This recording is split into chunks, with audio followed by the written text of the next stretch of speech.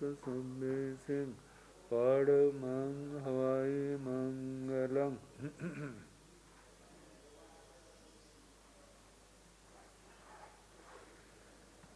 जिन शासन जिन वाणी सदा जयवंत हो, श्रमण संग सदा अविचल मंगल हो। मुक्ति को प्राप्त श्रमण भगवान महावीर स्वामी, उनकी परम पावन कल्याणी भागवती वाणी, वाचक प्रमुख श्री इंद्र भूति गौतम आदि गणधर भगवंत, युग प्रधानाचार्य परम पूज्य श्री सुधर्मा स्वामी जी महाराज, उनकी परम पावन पाठ परंपरा, वर्तमान आचार्य ध्यान योगी परम पूज्य श्री शिवमुनि जी महाराज एवं गुरुजन सबके पावन चरण सरोजों में मेरा अनंत अनंत वार वंदना नमस्कार। आगम परिषद में विराजमान वरिष्ठ मुनिराज, अन्य मुनिवृंद, परमादरणीय भगवती स्वरूपा महासाध्वी जी, श्री स्थानक सूत्र की वाचना प्रारंभ है। तीसरे स्थान का चौथा उद्देशक कल सुनाना प्रारंभ किया था। तो अब काल के संबंध में वर्णन आ रहा है। तीवी है काले पणत्ते तंजहा, तीये पड़ुपन्ने अणागय। तीवी है समय पणत्ते तंजहा, तीये पड़ुपन्ने अणागय। एवं आवलिया आनापाणु थोवे लवे मुहूर्ते अहोरत्ते, जाव वास सय सहस्य, पुब्बंगे पुब्बे जाव ओ सप्पीने।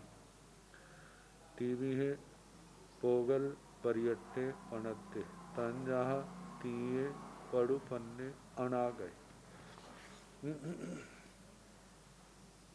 इस सूत्र में काल के संबंध में वर्णन किया है।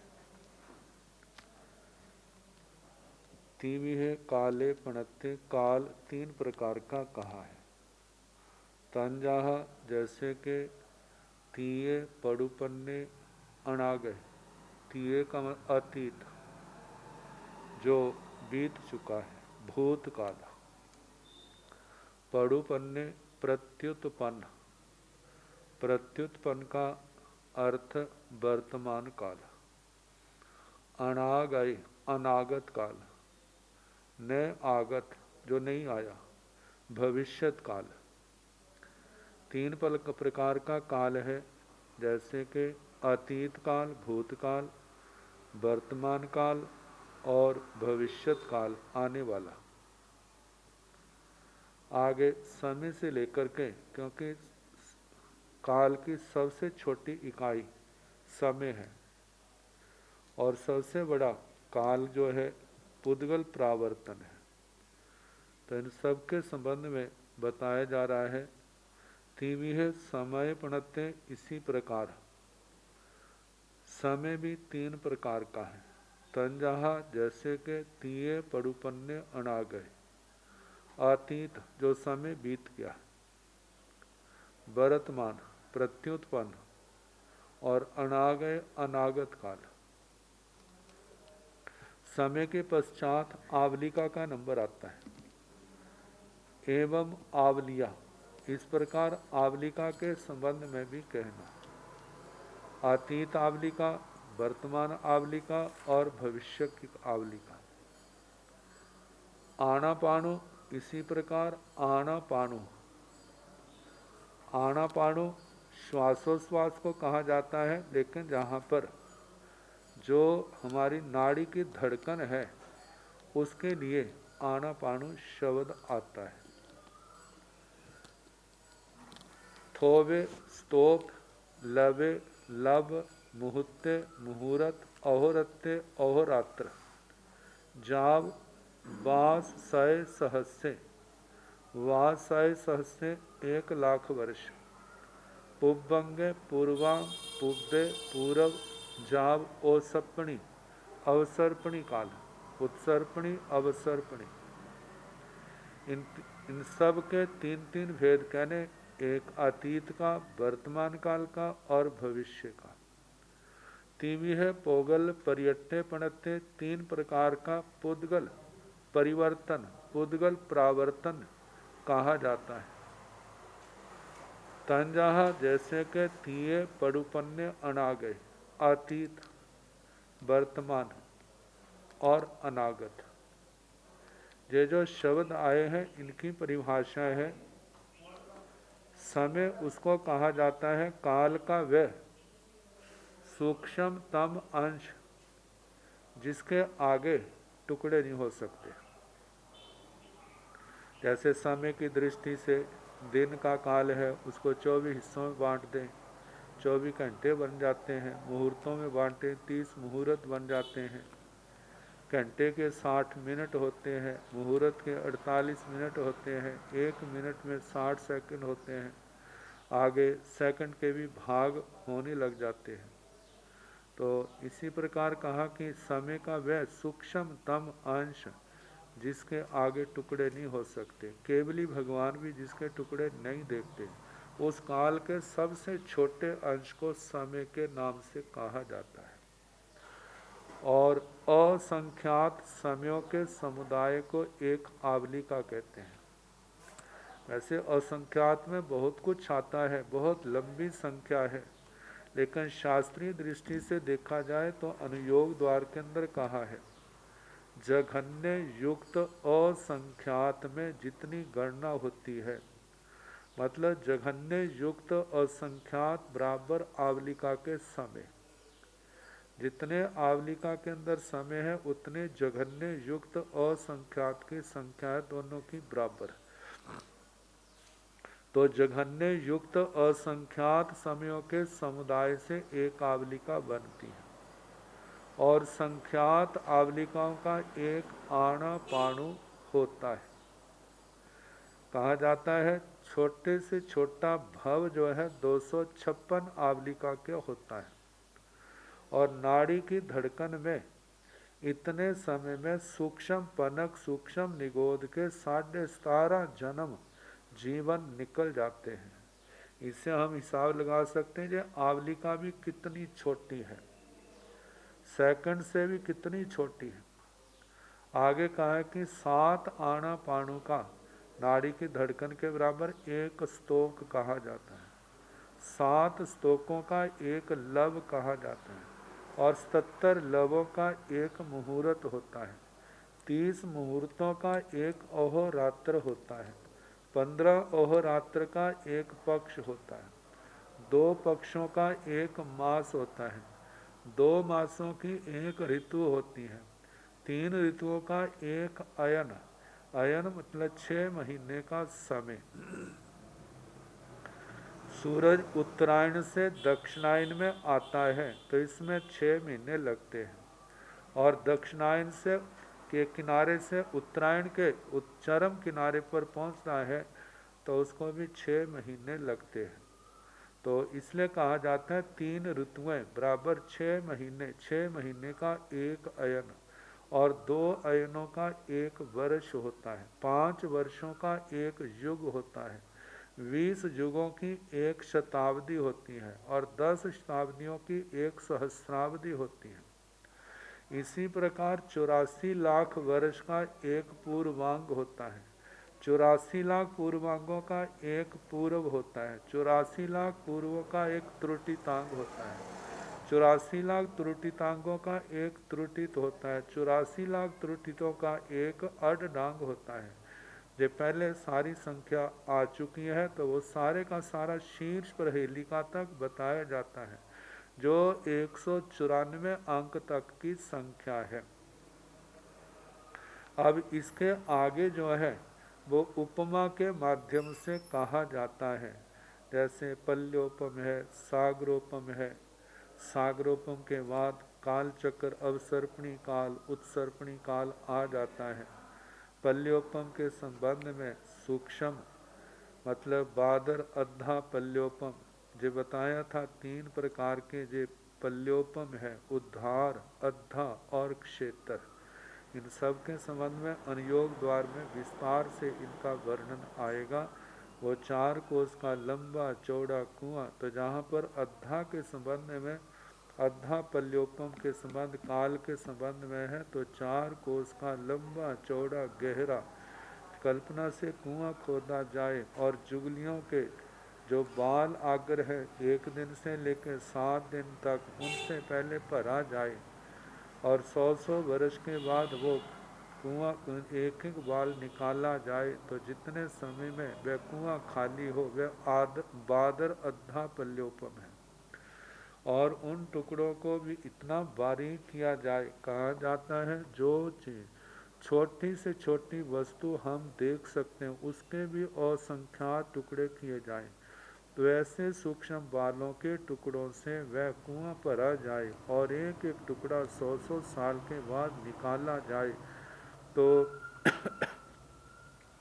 जितने समय में वह कुआं खाली हो उतने समय की जो संज्ञा है वह सूक्ष्म अद्धा पल्योपम है। तो 10 कोटा कोटि अद्धा पल्योपमों का एक सूक्ष्म अद्धा पल्योपमों का एक सागरोपम होता है। 10 कोटा कोटि सागरोपमों का एक अवसर्पणी काल होता है, और इतने ही अवसर्पणी काल के बराबर इतना ही समय उत्सर्पणी काल का होता है। तो 20 कोटा कोटि सूक्ष्म सागरोपमों, सूक्ष्म अद्धा सागरोपमों का एक काल चक्कर होता है।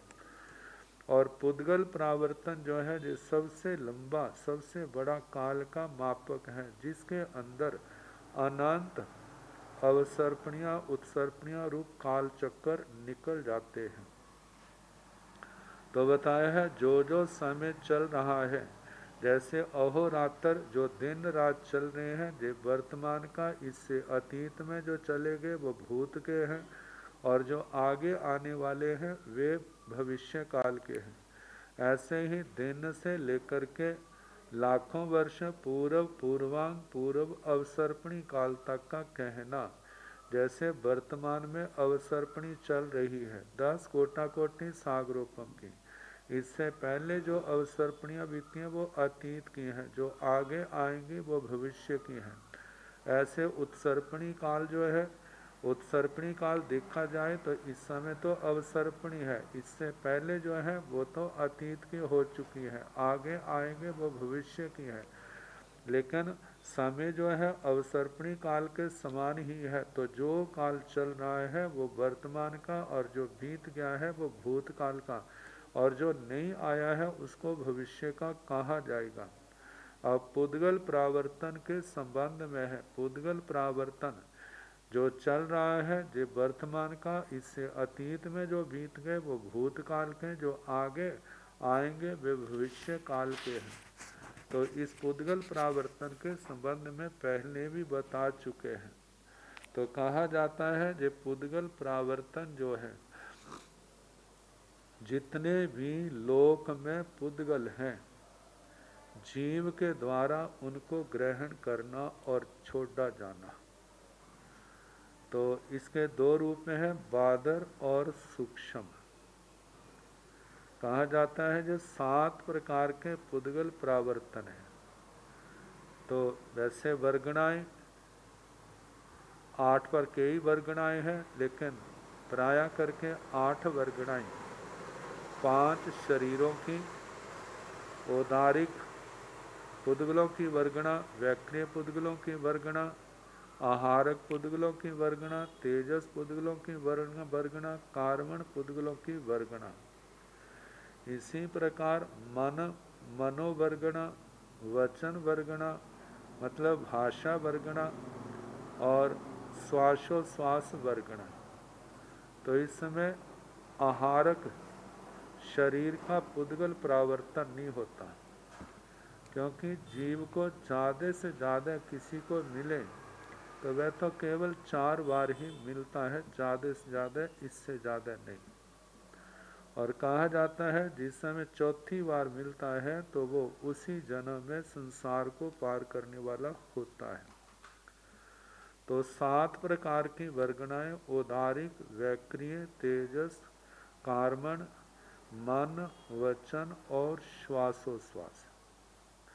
कहा जाता है जितने भी संसार के पुद्गल हैं, जिस भी वर्गणा का हमने पुद्गल प्रावर्तन लेना है,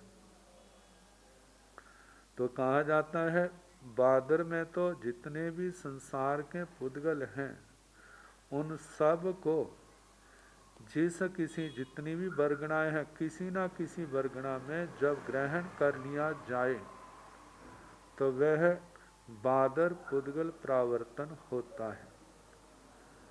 7 वर्गणों में से कोई भी पुद्गल ऐसा नहीं है जो किसी भी वर्गणा के द्वारा, मतलब किसी एक वर्गणा के द्वारा ग्रहण नहीं किया गया। किसी भी वर्गणा में ग्रहण में आ गया है तो उसको ग्रहण कर लिया जाता है। तो जब सारे पुद्गल ऐसे ग्रहण करने में आ जाते हैं तब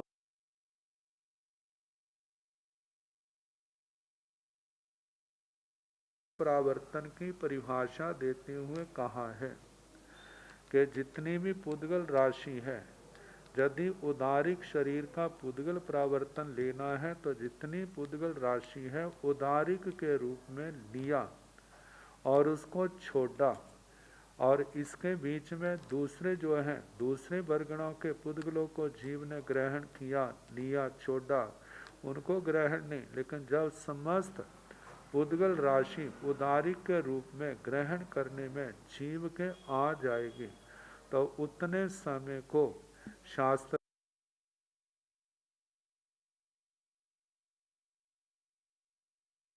कहा जाता है। तो कहा जाता है जो पुद्गल प्रावर्तन जो है 4 प्रकार के कहे हैं, जैसे द्रव्य पुद्गल प्रावर्तन, क्षेत्र पुद्गल प्रावर्तन, काल पुद्गल प्रावर्तन और भाव पुद्गल प्रावर्तन। तो द्रव्य पुद्गल प्रावर्तन के संबंध में तो जो ही पुद्गलों का वर्णन आता है। किसी एक राशि जो 7 वर्गणा कहे हैं, जिसका भी हमने पुद्गल प्रावर्तन लेना है, उस रूप में समस्त पुद्गल राशि को ग्रहण किया और छोड़ दिया। जब समस्त पुद्गल आ जाएंगे उस रूप में, तब उस जिस श्रेणी का काय था वह पुद्गल प्रावर्तन कहा जाएगा। मतलब उदारिक काय के रूप में ग्रहण किया समस्त पुद्गल राशि को और छोड़ दिया। इसमें कोई पुद्गल अनेक अनेक बार भी ग्रहण में आ सकते हैं, लेकिन ग्रहण एक ही होगा। तो कहा समस्त पुद्गल राशि जो है जब ग्रहण करने में आ जाएगी तो एक उदारिक पुद्गल प्रावर्तन होगा। ऐसे वैक्रिय के रूप में, ऐसे तेजस के रूप में, ऐसे कार्मण के रूप में, ऐसे मनोवर्गणा के रूप में, ऐसे वचन वर्गणा के रूप में, ऐसे श्वासोश्वास वर्गणा के रूप में, जितने भी हैं जब सारे आ जाएंगे तो जो जिस श्रेणी का पुद्गल प्रावर्तन लिया है, जब सारी पुद्गल राशि उसमें ग्रहण करके छोड़ दी जाएगी तो उस श्रेणी का पुद्गल प्रावर्तन कहा जाएगा। तो इस प्रकार जब पुद्गल प्रावर्तन के संबंध में हुआ सूक्ष्म और बादर। बादर में तो किसी भी श्रेणी में ग्रहण करने में आ गया तो उसकी गणना हो जाती है, लेकिन सूक्ष्म में यदि हमने उदारिक वर्गणा का पुद्गल प्रावर्तन लिया है तो समस्त पुद्गल राशि जब उदारिक के रूप में ग्रहण की छोड़ दी गई तो वो ही ग्रहण करने में आएगा, दूसरा नहीं। तो इस प्रकार जे द्रव्य पुद्गल प्रावर्तन आगे क्षेत्र पुद्गल प्रावर्तन है। कहा जाता है वैसे तो कोई भी जीव है उसने अपने शरीर के द्वारा असंख्यात प्रदेशों को अवगाहन किया हुआ है। अब असंख्यात प्रदेशों में उसके प्रदेश आत्मा के शरीर के फैले हुए, चाहे छोटे से छोटा सूक्ष्म पनक जीव भी क्यों न हो, वह भी असंख्यात आकाश प्रदेशों में उसका शरीर फैला है। ये ठीक है, बड़े की अपेक्षा से उसके प्रदेश थोड़े हैं, बड़े के ज़्यादा हैं। तो जब मृत्यु होगी तो उस समय सारे न ग्रहण करके केवल एक आकाश प्रदेश लिया जाता है। तो कहा जाता है जब किसी जीव ने जितने लोकाकाश के आकाश प्रदेश हैं क्रम से या बिना क्रम से जितने भी आकाश प्रदेश हैं एक एक वार मतलब सबको ग्रहण मृत्यु के द्वारा स्पर्श कर लिया है तब वो बादर क्षेत्र पुद्गल प्रावर्तन है। लेकिन जब क्रमशः श्रेणियों के हिसाब से जिस आकाश प्रदेश में मरण हुआ अब उसके साथ वाले आकाश प्रदेश में उसकी मृत्यु होगी तो ग्रहण किया जाएगा। और यदि उस आकाश प्रदेश के अगल बगल में दूर में चाहे कितने अनंत जन्म वर्ण क्यों न हो जाए उनको ग्रहण नहीं किया जाएगा। तो कहा जाता है क्रम से जब सारे लोक के आकाश प्रदेशों को मृत्यु के द्वारा स्पर्श कर लेगा तो वह सूक्ष्म क्षेत्र पुद्गल प्रावर्तन कहा जाएगा उतने टाइम को। तो कहा जाता है एक पुद्गल प्रावर्तन में भी अनंत काल चक्कर बीत जाते हैं। तो जे क्षेत्र पुद्गल प्रावर्तन, अब इसके आगे काल पुद्गल प्रावर्तन है। काल पुद्गल प्रावर्तन के भी दो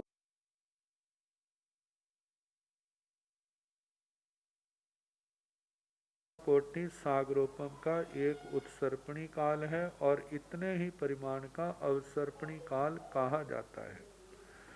तो इसके क्रम से या बिना क्रम से जब हर समय के इस काल चक्कर के हर समय को मृत्यु के द्वारा जब स्पर्श कर लिया जाता है तो वे बादर काल पुद्गल प्रावर्तन कहा जाता है।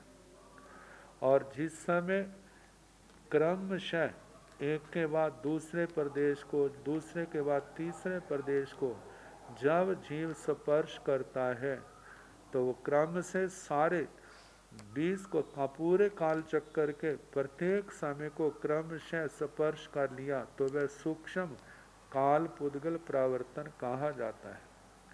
कहा जाए सूक्ष्म में मानो अवसर्पणी काल का प्रथम समय है। यदि उसके अंदर जीव का मृत्यु हुई तो उसको ग्रहण करेंगे, यदि नहीं हुई है तो पूरा काल चक्कर में जितने भी उसके जन्म मरण होंगे वो उसके ग्रहण नहीं होंगे। और दूसरे काल चक्कर जब दोबारा उस पहले समय के बाद दूसरे समय में यदि उसकी मृत्यु हुई है तो ग्रहण किया जाएगा, अन्यथा फिर काल चक्कर का पूरा घूम करके आए। ऐसे अनंत काल चक्कर भी क्यों ना बीत जाए लेकिन वो ग्रहण नहीं होंगे। जब एक के बाद दूसरे काल समय में अवसर्पणी काल के दूसरे समय में मृत्यु होगी तो उसको ग्रहण किया जाएगा, नहीं तो नहीं। जब दूसरे का ग्रहण हुआ फिर उसके बाद चक्कर लगा के आया है तीसरे समय में यदि उसकी मृत्यु हुई तो ग्रहण किया जाएगा, नहीं है तो पुनः चक्कर लगेगा। ऐसे करते करते एक एक समय को क्रमशः जब मृत्यु के द्वारा स्पर्श कर लिया तो वह एक क्षेत्र मतलब के सूक्ष्म क्षेत्र पुद्गल प्रावर्तन हुआ। तो इनमें भी अनंत अनंत काल चक्कर बीत जाते हैं। तो इस प्रकार काल पुद्गल प्रावर्तन। अब इसके आगे भाव पुद्गल प्रावर्तन है। कहते हैं अनुभाग बंध के स्थान जो हैं वो असंख्यात हैं। असंख्यात भी कितने हैं, जैसे असंख्यात लोकाकाश, एक लोकाकाश के प्रदेश भी असंख्यात हैं। तो असंख्यात लोकाकाश के कितने प्रदेश होंगे। तो कहा जैसे असंख्यात लोकों के प्रदेश जितने हैं उतने ही अनुभाव के स्थान है। तो जब जीव क्रम से या बिना क्रम से हर मतलब अनुभाव बंध को बांध लिया, भोग लिया, बांध लिया, भोग लिया, हर को चाहे क्रम से चाहे बिना क्रम से, तो वह बादर भाव पुद्गल प्रावर्तन है। लेकिन जब क्रम से एक के बाद दूसरा, दूसरे के बाद तीसरा, तीसरे के बाद चौथा, ऐसे चरम शिखर तक जितने भी स्थान हैं, जितने समय में वो पूर्ण होंगे उतना वो सूक्ष्म भाव पुद्गल प्रावर्तन है। तो ये भाव पुद्गल प्रावर्तन एक बादर और एक सूक्ष्म। बादर में क्रम अक्रम, क्रम से बिना क्रम से दोनों ग्रहण किए जाते हैं, और सूक्ष्म में क्रम से ही ग्रहण करना। क्रम से जैसे चलेंगे वो उस क्रम से आएगा तो ग्रहण करेंगे, अन्यथा बीच में कितने भी स्थान क्यों न स्पर्श करे वो उनको ग्रहण नहीं किया जाएगा। तो इस प्रकार कहा जाता है ऐसे सूक्ष्म भाव पुद्गल प्रावर्तन में भी अनंत काल चक्कर बीत जाते हैं। तो इस प्रकार 4 प्रकार के पुद्गल प्रावर्तन के हैं। द्रव्य पुद्गल प्रावर्तन, क्षेत्र पुद्गल प्रावर्तन, काल पुद्गल प्रावर्तन और भाव पुद्गल प्रावर्तन। तो ये सारे समय की जो संज्ञाएं बताई हैं ये 3 प्रकार की हैं। एक तो जो अतीत हो गई हैं, भूतकाल में चली गई हैं, एक जो वर्तमान काल समय में है, और एक है जो आने वाले समय में होंगी। तो इस प्रकार पुद्गल प्रावर्तन भी 3 प्रकार के, एक अतीत, एक वर्तमान और एक भविष्य। अब इसके आगे वचन का भेद। तीविहे वयने पणत्थे, तंजाहा एक वयने, दो वयने, बहु वयने। अहवा तीविहे वयने पणत्ते, तंजाहा इत्थि वयने, पुम वयने, नपुंसक वयने। अहवा तीविहे वयने पणत्ते, तंजाहा तीये वयने, पड़ुपन्न वयने, अनागय वयने। कहा कि तीविहे वयने पणत्ते, वचन 3 प्रकार के कहे हैं।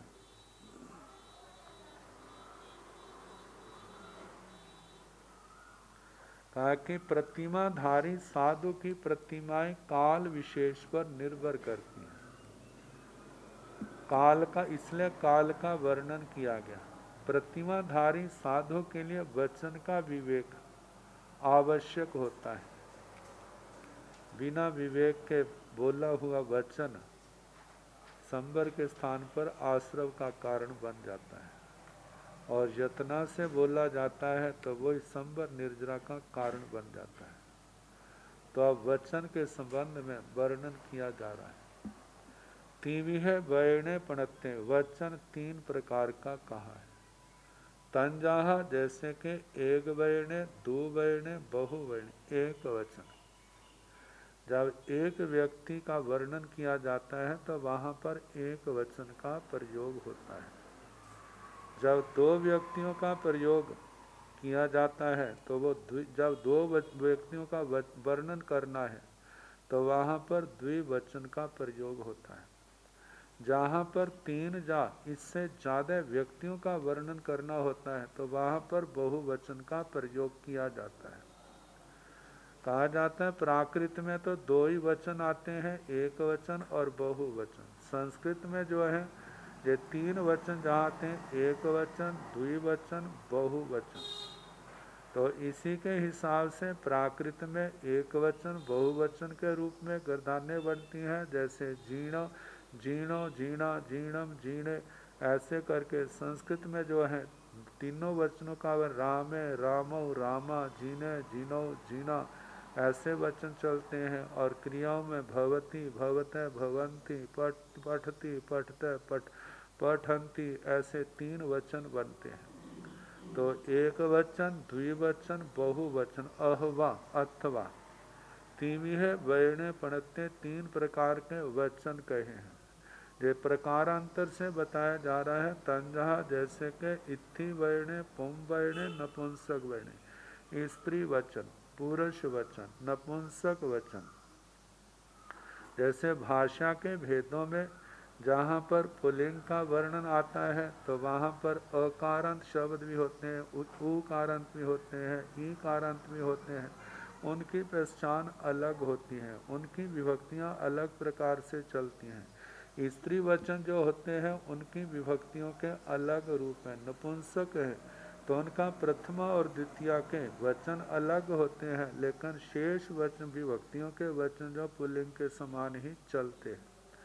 तो कहा जाता है स्त्री वचन, पुल्लिंग वचन, पुम वचन और नपुंसक वचन।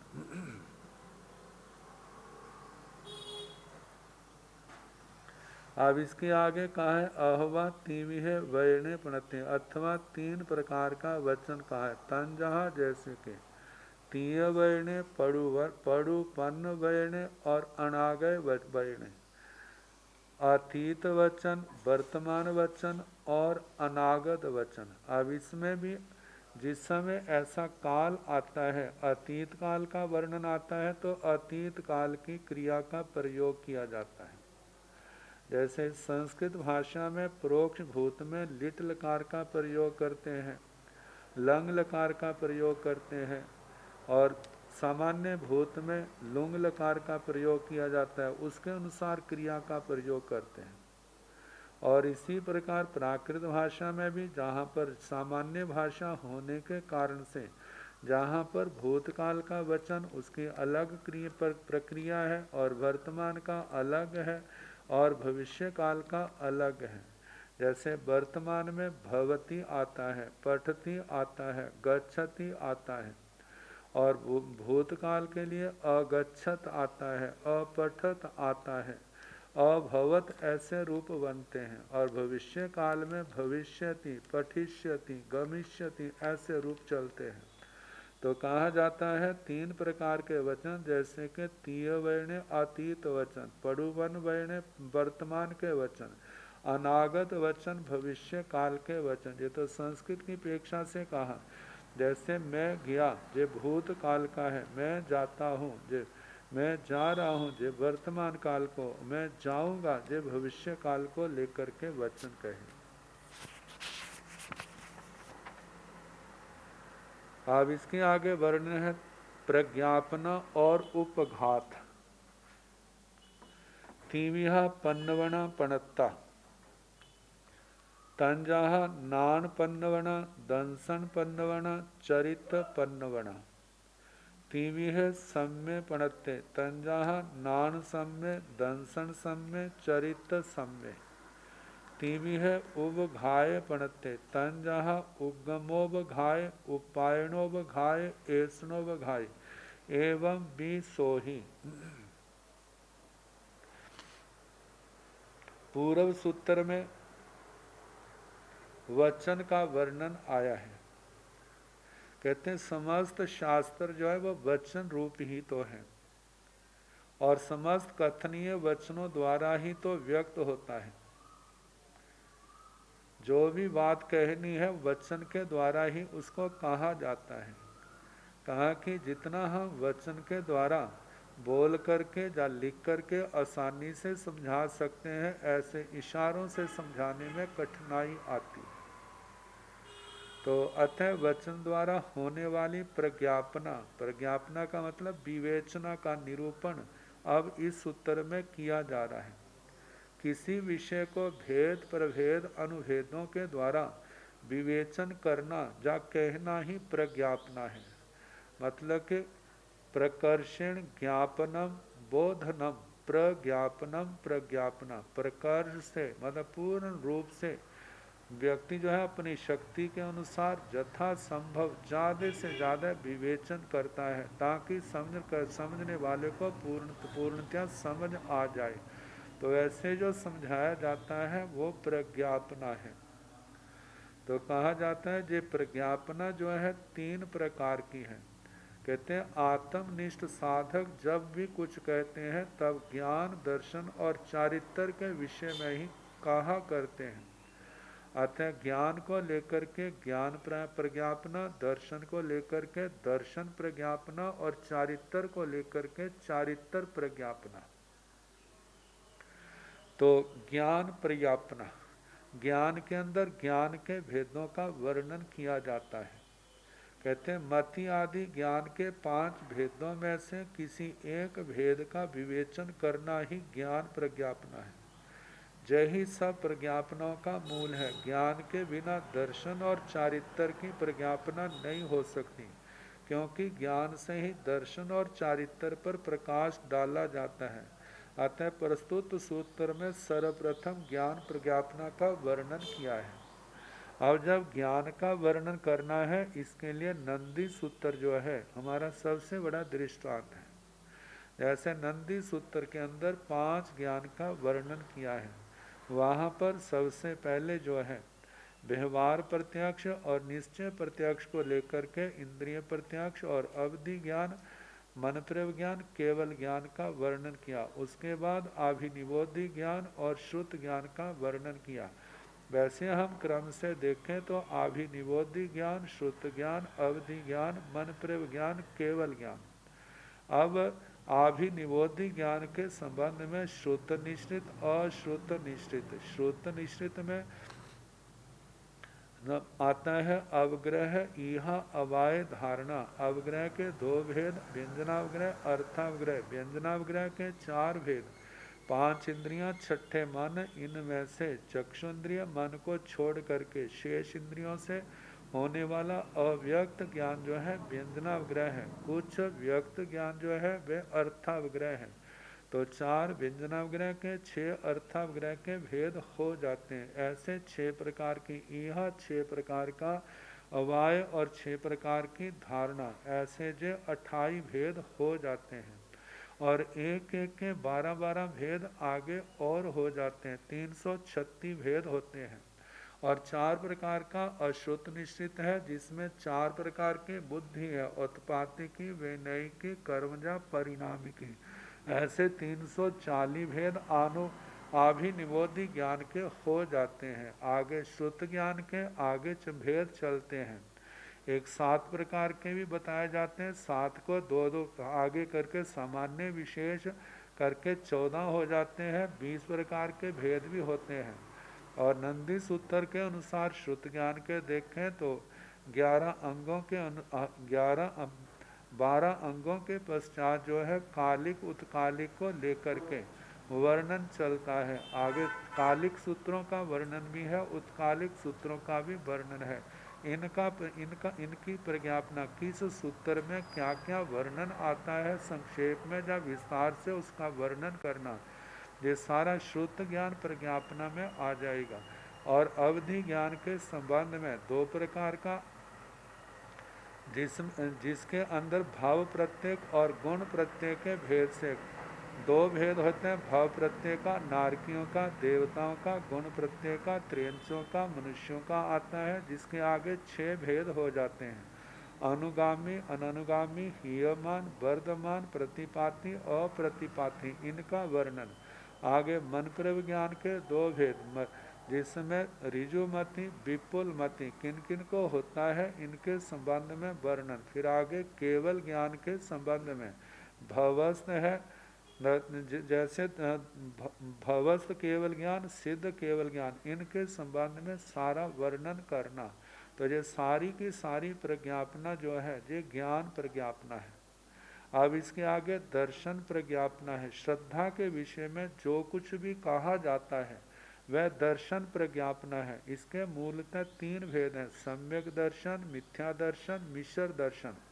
इनमें से मुमुक्षुओं के लिए सम्यक दर्शन ही उपादेय है। सम्यक दर्शन के मुख्यतः 3 भेद हैं, जैसे कि औपशामिक सम्यक दर्शन, क्षायिक सम्यक दर्शन और क्षायोपशामिक सम्यक दर्शन। जिस समय अनंतानुबंधी के चारों कषाय मिथ्या दर्शन मोनि, मिश्र दर्शन मोनि, सम्यक तो मोनि, सातों प्रकृतियां पूर्ण रूप से शांत होती हैं, तो उस समय औपशामिक सम्यक दर्शन होता है। जब ये सातों प्रकृतियां पूर्ण रूप से क्षय हो जाती हैं तो आत्मा के अंदर क्षायिक सम्यक दर्शन प्रकट होता है। और इनके अंदर जिस समय सम्यक दर्शन मोहनी को छोड़ करके बाकी सब शांत हैं, केवल इसका उदय है। और इस सम्यक दर्शन मोहनी का उदय जो है ये दर्शन सम्यक दर्शन की प्राप्ति में बाधक नहीं होता। जैसे पारदर्शी शीशा होता है, वो दृष्टि का बाधक नहीं होता। इसी प्रकार सम्यक तो मोनि, सम्यक दर्शन मोनि भी जो है सम्यक दृष्टि का बाधक नहीं है। ये ठीक है, क्षायिक सम्यक तो नहीं आने देता, औपशामिक सम्यक तो नहीं आने देता, लेकिन तत्व रुचि के प्रति बाधक नहीं है। तो कहा जाता है इसके कारण से जब कभी मैलापन सम्यक दर्शन मोनि थोड़ा बहुत आ जाए तो उसे चल मल आदि ऐसे अनेक दोष पैदा हो सकते हैं, लेकिन फिर भी वो सम्यक्तों से गिरता नहीं है। तो कहा जाता है इस प्रकार 3 प्रकार का जो सम्यक दर्शन है, औपशामिक सम्यक दर्शन, क्षायिक सम्यक दर्शन, क्षायिक सम्यक दर्शन कहा जाता है। इसका सम्यक दर्शन में आगे बढ़ने के लिए श्रद्धा भक्ति पूर्वक आगमों का स्वाध्याय जो है बड़ा उपयोगी है। जब श्रद्धा भक्ति के साथ उपधान तप करते हुए हम आगम वाणी का स्वाध्याय करते हैं और ये देखते हैं ये सारे वचन भगवान के द्वारा कहे गए हैं और उनको जानते हैं, श्रद्धा रखते हैं, और जितना हम श्रद्धा रखते हैं, मानते हैं, उसके अनुसार चलते हैं, तो हमारा जो है हमारी श्रद्धा निर्मल होती जाती है, हमारी भावनाएं शुद्ध होती जाती हैं, चारित्र आदि के प्रति उत्साह बढ़ता है और उत्साह के साथ उसका पालन किया जाता है। तो ये सारा सम्यक दर्शन की प्राप्ति के लिए स्वाध्याय जो है परम आवश्यक है। स्वाध्याय करें, कराएं, शास्त्र वाणी सोने सुनाएं, जिससे ज्ञान की प्राप्ति भी होती है और इसके साथ साथ श्रद्धा की निर्मलता और चारित्र की निर्मलता के भी द्वार खुल जाते हैं। तो इस प्रकार दर्शन प्रज्ञापना का वर्णन, जिसके अंदर दर्शन का वर्णन किया जाता है। सम्यक दर्शन का क्या स्वरूप है, मिथ्या दर्शन का क्या स्वरूप है। जब मिथ्या दर्शन मोनि कर्म के पुद्गल उदय में आते हैं तो कैसे आत्मा को भ्रमित कर देते हैं, और भ्रम के कारण से कैसे सन्मार्ग पर चलता हुआ साधक कैसे भटक जाता है। जो हमारे इतिहास में निंदवों का वर्णन आता है वो साक्षात इसका दृष्टांत है। कितने उत्साह से वो संयम मार्ग में आते हैं, लेकिन जब मिथ्यात्व का उदय आता है तो कैसे वो भटक जाते हैं। जिन्होंने सन्मार्ग दिखाया उनके ही विरोधी बन जाते हैं। और मिश्र दर्शन जिस समय होता है तो उस समय कैसे श्रद्धा का मिला जुला रूप सामने आता है, शंकाग्रस्त दुविधात्मक स्थिति में फंस जाता है।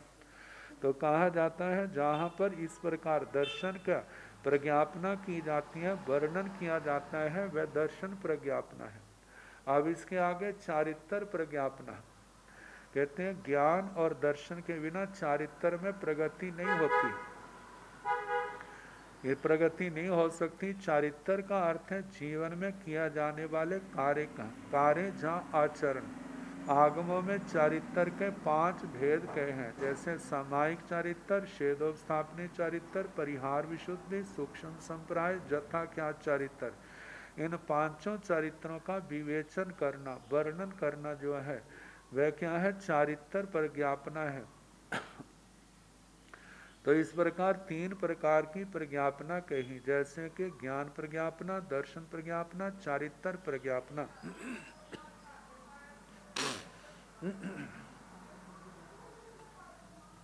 आगे बताया है, तीवी है सम्य पणत्ते। सम्यक भी 3 प्रकार का कहा है। सम्यक जो सच है, यथार्थ है, जिसमें किसी प्रकार की असत्य का अंश नहीं है। तो तंजाह जैसे कि नान सम्य, ज्ञान सम्यक, दर्शन सम्य, दर्शन सम्यक और चरित्र सम्य, चारित्र सम्यक। ज्ञान सम्यक देखा जाए तो यथा आत्मा के लिए हितकारी क्या है, सम्यक ज्ञान। सम्यक दर्शन आत्मा के लिए हितकारी है। सम्यक चरित्र ये आत्मा के लिए हितकारी। इनकी आराधना आत्मा जितना करता है उतना संबर और निर्जरा होगी। आने वाले कर्म रुकेंगे और पूर्व के कर्म कटेंगे। जितना कर्मों का बोझ हल्का होगा आत्मा की समाधि बढ़ती जाएगी, आत्मा के गुणों का विकास होगा। जब ये गुण अपने चरम शिखर पर पहुंचेंगे, आत्मा पूर्ण रूप से कर्मों के आवरणों से, कर्मों के बंधनों से मुक्त हो जाएगी। तो आत्मा जन्म मरण के चक्कर से, संसार रूपी अटवी को सदा के लिए पार कर जाएगा, चक्कर से मुक्त हो जाएगा संसार के। तो कहा जाता है संसार से तारने वाले कौन है, जो सम्यक ज्ञान, सम्यक दर्शन, सम्यक चारित्र ही तो है। गुरुजन इसका मार्ग दिखाते हैं, गुरुजन प्रेरणा देते हैं, गुरुजन उत्साह को बढ़ाते हैं। गुरुजन जहाँ पर भूले होती हैं उनका सुधार का उपदेश देते हैं, और जो आत्मा इसके अनुसार चलता है तो इस सम्यक ज्ञान दर्शन चारित्र की नावा में बैठ कर के संसार सागर को पार कर जाता है। तो देखा जाए सबसे जिसको हम ठीक कह सकते हैं, सम्यक कह सकते हैं, उपयुक्त कह सकते हैं, तो वो क्या चीज़ें हैं? वो सम्यक ज्ञान, विज्ञान, दर्शन और चारित्र है। तो इसलिए कहा जाता है सम्यक ज्ञान, सम्यक दर्शन, सम्यक चारित्र। कहते हैं जीवन में जब विवेक की अखंड ज्योति जगमगाने लग जाती है तब आत्म स्वरूप का, मोक्ष के उपायों का, विषय कषायों से मुक्त होने का, संसार और संसार के हेतुओं से निवृत्त होने का विज्ञान होना ही क्या है? सम्यक ज्ञान है। और ये स्वाध्याय के शास्त्रों को पढ़ने से, सुनने से ही संभव है। दूसरा सम्यक दर्शन, सम्यक श्रद्धा की प्रतिबंधक कर्म प्रकृतियों के सर्वथा क्षय होने से, या सर्वथा उपशम या क्षोपशम होने से जो श्रद्धा की अभिव्यक्ति आत्मा में होती है वे ही सम्यक दर्शन है। इसके होने पर ही साधक साधना पथ पर दृढ़ निश्चय होकर अग्रसर हो सकता है। सम्यक श्रद्धा के बिना आध्यात्मिक क्षेत्र में कभी भी सफलता नहीं मिल सकती। आत्मा और परमात्मा के लक्ष्य से विचलित न होना ही सम्यक दर्शन की पृष्ठभूमिका है। कहते हैं चाहे वो कितने ऊंचे आचार विचार का क्यों न पालन करता हो, यदि उसके पास सम्यक दर्शन नहीं है तो पहले गुण स्थान में ही। कहते हैं उस सम्यक दर्शन के बिना आचार विचार से वो 21वें देवलोक तक तो जा सकता है, लेकिन इसके आगे नहीं बढ़ सकता।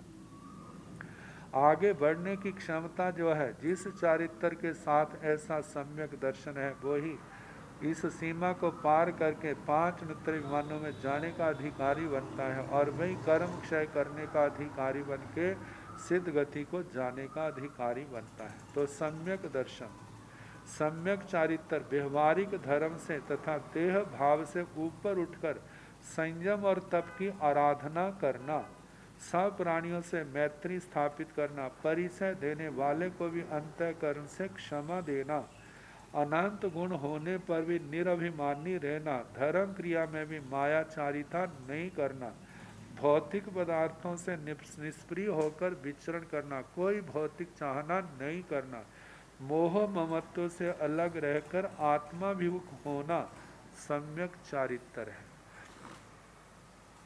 तो इस प्रकार 3 प्रकार का सम्यक कहा, ज्ञान सम्यक, दर्शन सम्यक, चारित्र सम्यक। आगे तीवी है उपघाय गुणते, 3 प्रकार का उपघात का है। कहा कि जे उपघात जिससे हमारे ज्ञान दर्शन चारित्र का विनाश होता है, चारित्र का विनाश। तंजाहा जैसे कि उगमोवघाय, उपायनोवघाय, ऐसनोवघाय, जो 16 उद्गमन दोष हैं, 16 गोचरी के संबंध में ऐषणा समिति के 16 उत्पादन दोष हैं, 10 ऐषणा के दोष हैं। कहा जाता है उद्गम दोषों का सेवन करता है साधक भिक्षावृत्ति में तो उसके चारित्र का घात होता है। ऐसे उत्पादन के दोषों का सेवन करता है तो उत्पादन उपघात होगा, और जब ऐषणा के दोषों का सेवन करता है तो ऐषणा के दोषों संबंधी चरित्र का घात होता है। तो कहा जाता है उद्गम के दोष लगाना जो है वह उद्गम उपघात है, उत्पादन के दोष लगाना वह उत्पादन उपघात है, और ऐषणा के 10 दोषों में से कोई दोष लगाना वो ऐषणा का उपघात है। एवं विशोही, ऐसी प्रकार कहा कि 3 प्रकार की विशुद्धि कही है कि गोचरी आदि में उद्गम के दोषों का सेवन नहीं करना वह उद्गम विशुद्धि है, विशुद्धि है। और गोचरी आदि में उत्पादन के जो 16 दोष हैं उनमें से किसी भी दोष का सेवन नहीं करना वह उत्पादन विशुद्धि है, विशुद्धि है। और ऐषणा विशोही और ऐषणा के 10 दोषों में से किसी भी दोष का सेवन नहीं करना तो ये ऐषणा विशुद्धि है। तो कहा जाता है किन कारणों से ये चारित्र दूषित होता है, तो गोचरी संबंधी में ये जहाँ बताया कि उद्गम उत्पादन और ऐषणा के दोषों को कारण से गोचरी आदि में जो भी वस्तुएं ग्रहण करते हैं उनमें दोष लगता है, और जिनमें विवेक रखा जाए, इन दोषों से बचा जाए तो विशुद्धि, उद्गम विशुद्धि, उत्पादन विशुद्धि और ऐष्णा विशुद्धि कही जाती है। आत्मा को मतलब कि आत्मा का चरित्र निर्मल रहता है। अब इसके आगे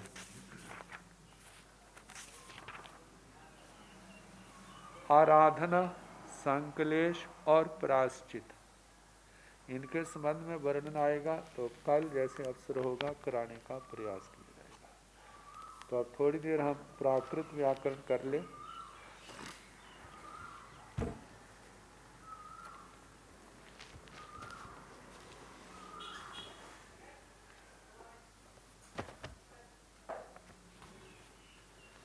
दूसरा पाद,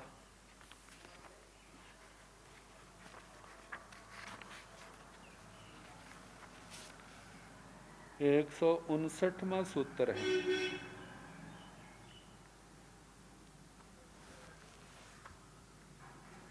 इसका वैसे उच्चारण जो है आल विल्लो लाल वंत मनते तेर मणा मतो, ये सामूहिक संयुक्त रूप में यदि हम इनको अलग अलग करें तो जो होगा आलू, इल, उल, आल, बंत, मंत, इत, इर, मन, जे 9 रूप है। तो मतो आलू इत्याद्यो नव आदेशा मतो स्थाने जथा प्रयोगम भवन्ति।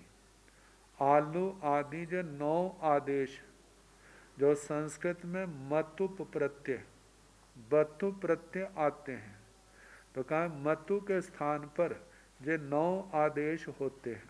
9 में से जैसा जैसा साहित्य में आता है उसके अनुसार वहाँ पर वैसे शब्द का प्रयोग करना है। तो पहले आलू प्रत्यय के दृष्टांत दिए जाते हैं। तो पहला है नेहालू, इसकी संस्कृत छाया है स्नेहवान। स्नेहवान स का लोप हो जाता है, नेह रह जाता है।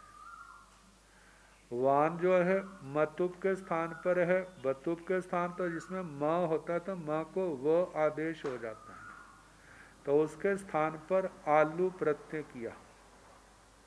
तो नेह जमा आलू मिलाने पर संधि करने पर नेहालू बन जाता है। विभक्ति कार्य करने पर ऊ को दीर्घ हो जाता है, तो ऐसे नेहालू रूप बनता है। दूसरा शब्द है दयालु, दयावान। तो जहाँ पर बान मतुप के स्थान पर आलू प्रत्यय किया, आदेश किया और मिलाने पर संधि करने पर दयालु बना, विभक्ति कार्य करने पर दयालु ऐसा रूप बना। आगे ईसालु, ईर्ष्यावान, ईर्ष्या का ईसा ये प्राकृत में रूप बनता है। जहाँ पर ईर्ष्या में रेफ का लोप है, श को स हो जाता है, य का लोप होता है और आ स में आ जाता है, ऐसे ईसा बनता है। और वान के स्थान पर आलू लगा दिया है, विभक्ति कार्य करने पर ईसालु, ईर्ष्यावान ऐसा रूप बनता है। आगे लज्जालुआ, जे जो रूप है लज्जावती, तो ये जो है तृतीया के एक वचन के रूप में प्रयोग किया है।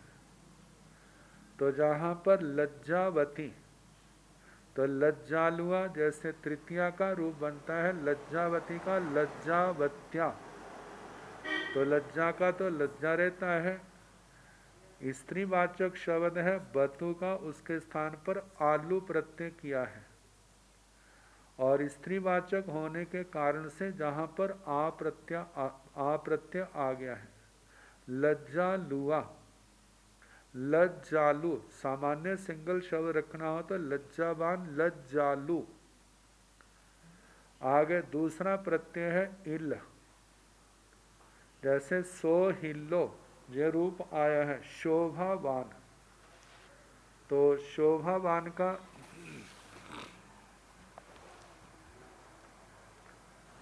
शोभावान का श को स हो जाता है, भ को ह। आगे वान के स्थान पर इल कर दिया है, आ का लोप हो जाता है, मिलाने पर सो हिल बन जाता है। विभक्ति कार्य करने पर सो हिल्लो ऐसा रूप बनता है। आगे शायावान का शा इल्लो, तो शाया मतुब के स्थान पर इल किया है, य का लोप किया, आ का लोप हो जाता है, ई को मान करके ऐसे छा इल्लो विभक्ति कार्य करने पर ऐसा रूप बनता है। आगे जामवान, जामवान जाम इल्लो, य को ज हो गया और आगे वान के स्थान पर इल प्रत्यय किया, जाम इल विभक्ति कार्य करने पर जाम इल्लो, ये जो है पहरेदार के रूप में आता है। आगे उल प्रत्यय है, विकारवान, विकारवान का बियारुल्लो ऐसा रूप बनता है। विकार का क का लोप किया, क ग च ज वाले सूत्र से बी आर, आगे वान के स्थान पर उल किया, रेफ का अ का लोप होने पर बियारुल्ल ऐसा बना, विभक्ति कार्य करने पर बियारुल्लो ऐसा रूप बनता है।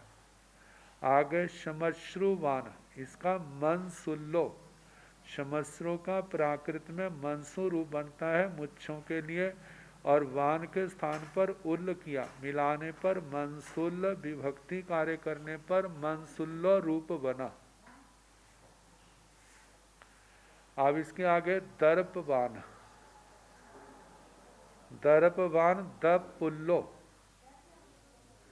तो दर्प के रेफ का लोप करके प को द्वित्व किया है और वान के स्थान पर उल किया है, मिलाने पर दप पुल्लो, दप पुल बना, विभक्ति कार्य करने पर दप पुल्लो ऐसा रूप बना।